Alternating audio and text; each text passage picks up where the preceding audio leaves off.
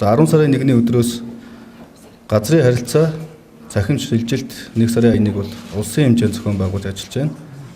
Өнөөдрийн байдлаар нийтдээ 2983 эргэн аж ахуйн нэгж байгууллага гэрээсээ үн төлбөргүй газрын гэрээ гэрчлэгээ хэвлж авсан байна. Цахимаар ингэсний дүнд иргэд 58.5 сая төгрөгийн хэмнэлт гаргасан байна.